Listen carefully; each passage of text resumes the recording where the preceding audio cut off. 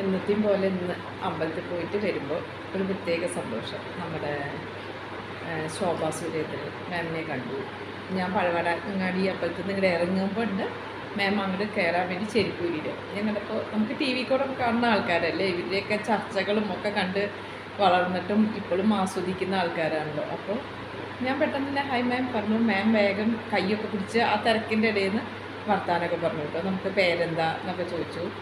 അതേപോലെ തന്നെ കഴിഞ്ഞ ആഴ്ച ഞാനും ഒപ്പം കൂടിയും ഒരു രാത്രി 8:30 ഉണ്ടാവും. നമുക്ക് ഇവിടെ ഗ്യാസ് കഴിഞ്ഞു. അപ്പോൾ പെട്ടെന്ന് നമ്മൾ രാത്രി ദോശ എന്തോ ഉണ്ടാക്കാൻ വിചാരിച്ചു. എനിക്ക് നടന്നില്ല. അപ്പോൾ ഞങ്ങൾ പോയിരുമ്പോൾ റെസ്റ്റോറൻറ്റിലുണ്ട്, ഇവിടെ അടുത്തുള്ള പത്മ റെസ്റ്റോറൻറ്റ് വെജിറ്റേറിയനാണ്. നമ്മുടെ പുതിയ മേയർ രാജേഷ് സാറിനെ കണ്ടു.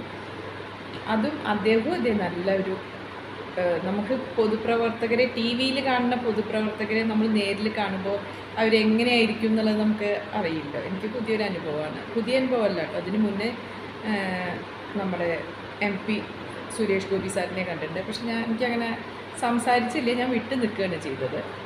ആയിട്ട് പിന്നെ നമ്മൾ കണ്ടത് ഷാഫി പറമ്പലിനെ കണ്ടിട്ടുണ്ട്. പിന്നെ നമ്മുടെ പാലക്കാട് ആലത്തൂര് രമ്യ ഹരിദാസിനെ കണ്ടിട്ടുണ്ട്.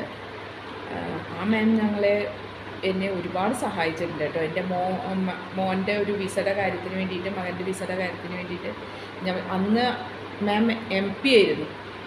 ഒരു MP കളും വിളിച്ചിട്ടുണ്ടെങ്കിൽ എനിക്ക് തോന്നുന്നില്ല. എനിക്ക് എൻ്റെ ജീവിതത്തിലെ ആദ്യത്തെ അനുഭവമാണ്.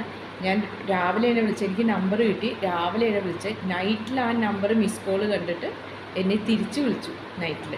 എന്നിട്ട് ഞാൻ എൻ്റെ കാര്യങ്ങളൊക്കെ പറഞ്ഞ് എനിക്ക് ഹെൽപ്പും ചെയ്തു തന്നു. മാമിനെ കണ്ടപ്പോൾ ഞങ്ങളത് അറിയിക്കുകയും ചെയ്തു.